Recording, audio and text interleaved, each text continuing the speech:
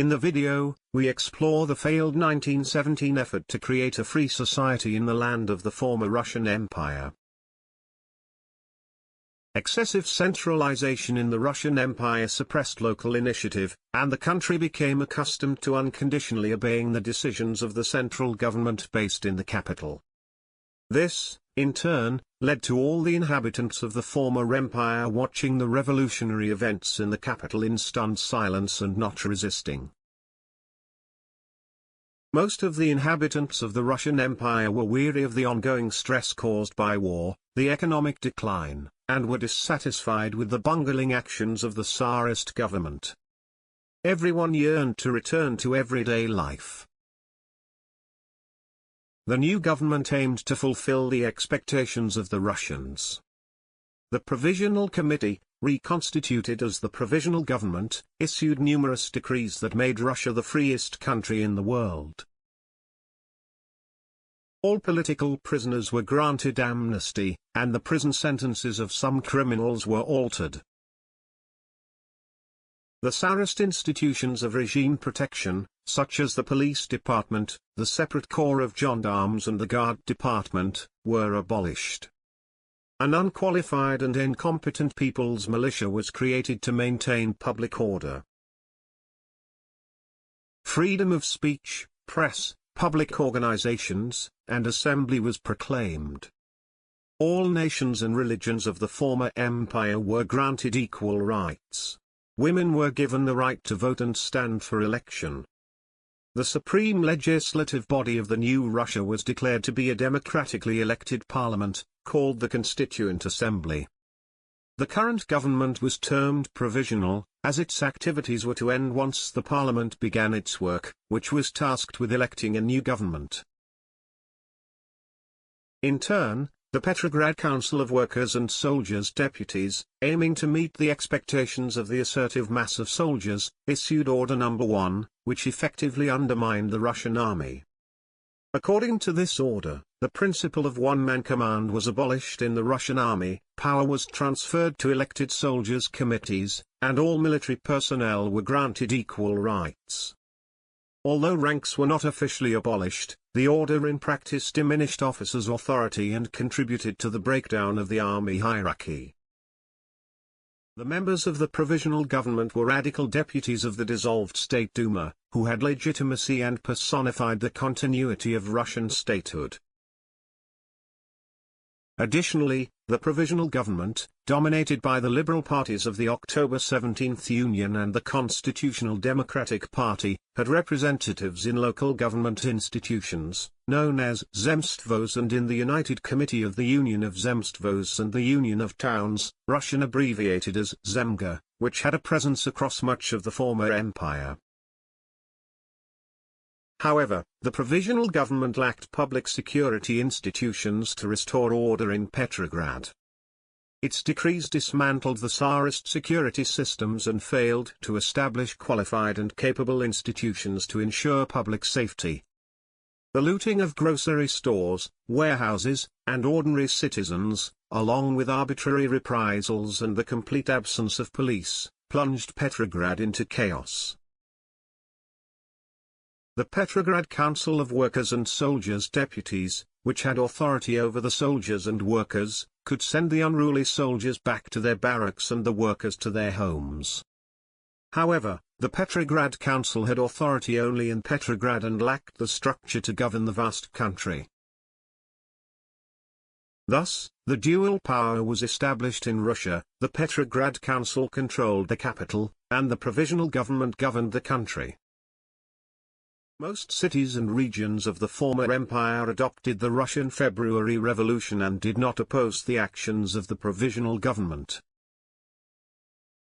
The Entente countries recognized the new Russian government after being assured of the former empire's continued participation in the First World War.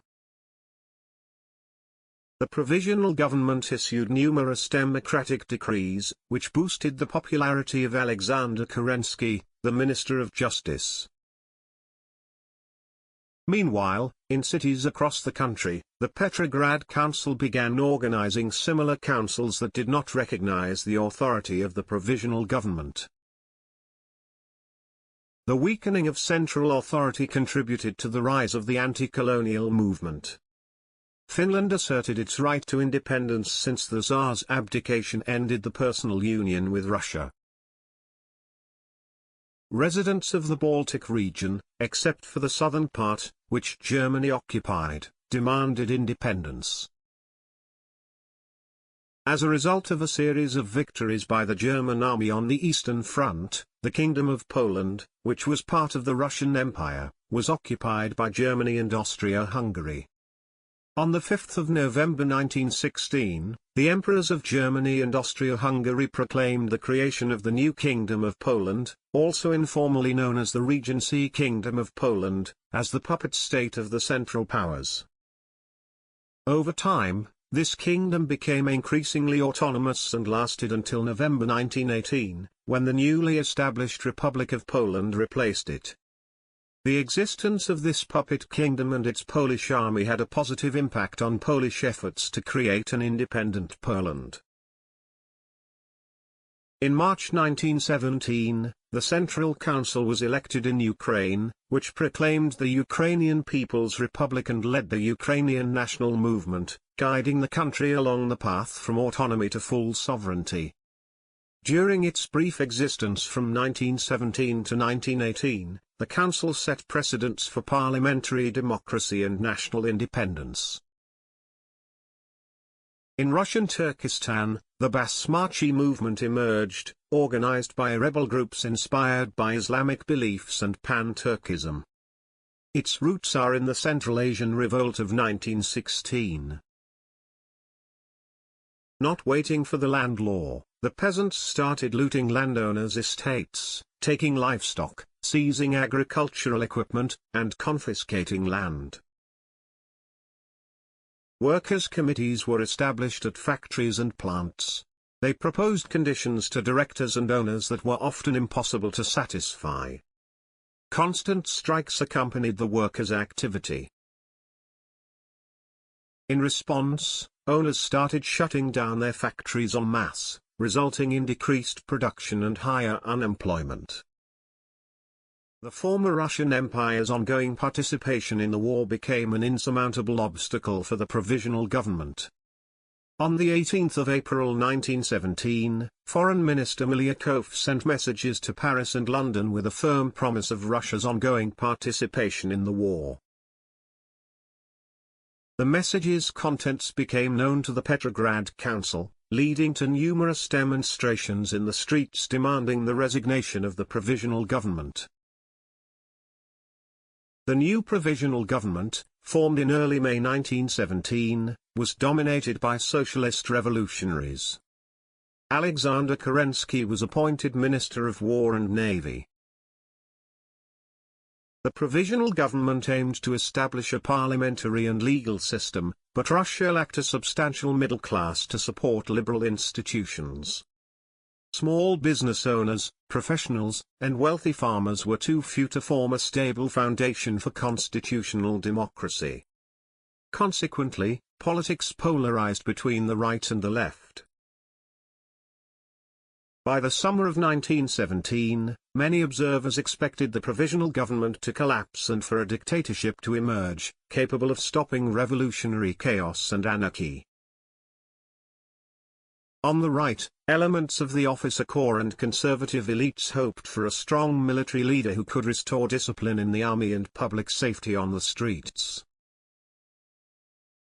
On the left, the Socialist Revolutionary Party, representing peasants, and the Social Democrats, representing workers, sought to establish a strong democratic republic but were divided on how to proceed, particularly regarding the war. While the socialist parties commanded mass support through the councils, their fragmentation and hesitation undermined their effectiveness. Conservative circles, by contrast, appeared more determined, though they lacked widespread popular backing. In the following video, we examine the early rise of the Bolsheviks in 1917.